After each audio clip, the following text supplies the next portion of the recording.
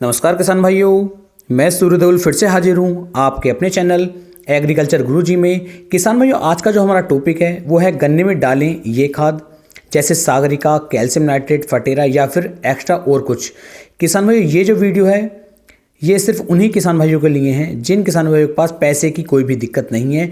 वे अपने गन्ने की फसल से ज़्यादा लागत लगा करें और भी शानदार तरीके से अच्छी ग्रोथ, अच्छी पैदावार चाहते हैं। जिन किसान भाइयों को बजट कम है या फिर जिन किसान भाइयों ने अपने गन्ने की फसल के अंदर ग्रोथ प्रमोटर डाल चुके हैं या फिर कीटनाशक डाल चुके हैं, वे किसान भाई इस वीडियो को देखकर अपना समय बिल्कुल भी खराब नहीं करेंगे। मैं बिल्कुल नहीं कहता कि वीडियो आपको सही भी वीडियो देखनी है, लेकिन यदि आपके मतलब की वीडियो है, आपको लगता है कि इस वीडियो से कुछ फ़ायदा होने वाला है, तो उसी वीडियो को आप देखा करें। किसान भाइयों, साथ ही साथ मैं आपको बता दूं कि ये जो वीडियो है थोड़ी सी महंगी होने वाली है, थोड़ी सी कॉस्टली होने वाली है।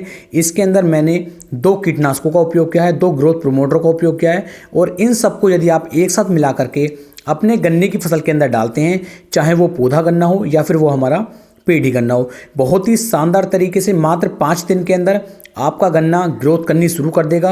गन्ना बिल्कुल काला हरा भरा हो जाएगा, बहुत ही अच्छी तरीके से गन्ने की हाइट बढ़ेगी और गन्ने की जो मोटाई होगी वो भी किसान भाइयों 100% गन्ने की मोटाई बहुत ज़्यादा बढ़ करके निकलेगी। जो किसान भाई कहते हैं कि हमारे गन्ने का वजन 1 किलोग्राम रह जाता है या फिर 1.25 किलोग्राम रह जाता है, उन किसान भाइयों के लिए तो ये बिल्कुल रामबाण होने वाली है। क्योंकि इन खादों का उपयोग करने के बाद लगातार यदि आप अपने खेत के अंदर नमी बना करके रखते हैं, सिंचाई आप लगातार करते हैं, तो आपके गन्ने की जो मोटाई होगी वो बढ़ करके चलेगी और एक एक गन्ना आपका 2 से 2.25 किलो 2.5 किलोग्राम तक का निकाल करके मिलेगा। लेकिन नमी लगातार बना करके रखनी है, सिंचाई में कोई भी ढील, कोई भी कमी आपको नहीं बरतनी है। तो कौन कौन से खाद हैं, कितनी कितनी मात्रा में डालने हैं, किस समय पर डालने हैं, सब कुछ किसान भाइयों इस वीडियो में मैं आपको बताने वाला हूं। तो वीडियो में लास्ट तक बने रहें, जिससे कि आपको एक सही और अच्छी जानकारी मिल सके।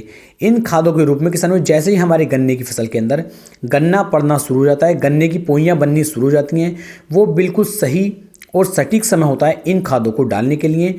और पानी की व्यवस्था आपके पास होनी चाहिए। पानी की व्यवस्था नहीं है तो इन खादों को आप गलती से भी अपने खेत के अंदर नहीं डालेंगे। सबसे पहले जो आपको खाद लेना है वो लेना है किसान भाइयों सागरिका। और सागरिका की जो मात्रा आप यहाँ पर लेंगे वो लेंगे 10 से लेके 12 किलोग्राम प्रति एकड़ के हिसाब से। ये एक बेस्ट ग्रोथ प्रमोटर है और सस्ता ग्रोथ प्रमोटर है। इसका उपयोग करते ही हमारी फसल अच्छी तरीके से ग्रोथ करना शुरू कर देती है, जिससे हमारी फसल के अंदर कोई भी तनाव जो आना चाहिए था किसी कीट की वजह से, किसी फंगस की वजह से, वो नहीं आ पाता है और हमारी फसल लगातार जो है ग्रोथ करती रहती है। तो इसकी मात्रा 10 से 12 किलोग्राम प्रति एकड़ के हिसाब से आपको लेनी है। दूसरा किसान भाइयों, इसके अंदर आपको उपयोग में लाना है फटेरा।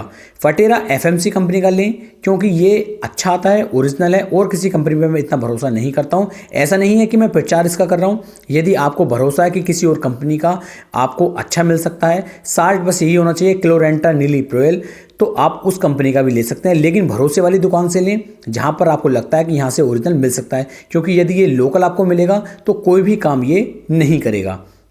फटेरे की जो मात्रा आप लेंगे वो 6 से लेकर 7 किलोग्राम प्रति एकड़ के हिसाब से किसान भाइयों आपको यहाँ पर लेनी है। तो इस तरीके से 2 खाद आपके हो जाते हैं, एक सागरिका, दूसरा हो जाता है आपका फटेरा।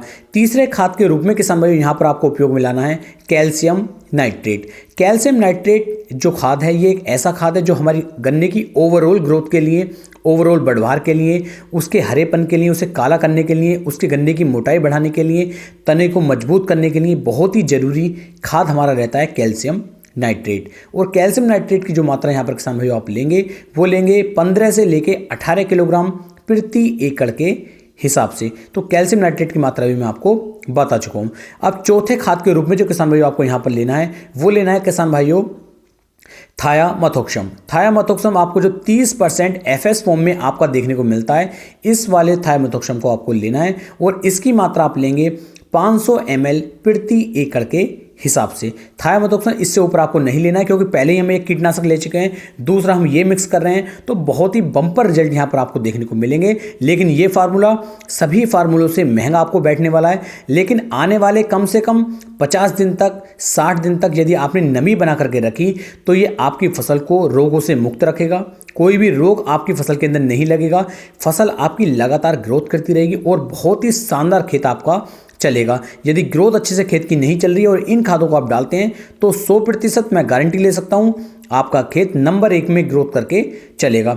इन चारों को आपस में अच्छी तरीके से मिलाने के बाद यदि आपको लगता है कि इन्हें आप इसी तरीके से बखेर सकते हैं, कोई दिक्कत नहीं है। और यदि खाद की मात्रा आपको कम लगती है तो इसके अंदर आप बालू रेत को मिक्स कर सकते हैं। और बालू रेत यदि आपको नहीं मिलता है तो किसान भाइयों इसके अंदर जो हमारा जैविक खाद आता है, जैविक खाद का 50 किलोग्राम का एक कट्टा आप इसके अंदर मिक्स कर लीजिए, जिससे कि आपको बखेरने में, बिखराव करने में कोई भी दिक्कत, कोई भी परेशानी ना आए। और इन सबको मिला करके आपको गन्ने की जड़ों के पास में इसे डलवाना है।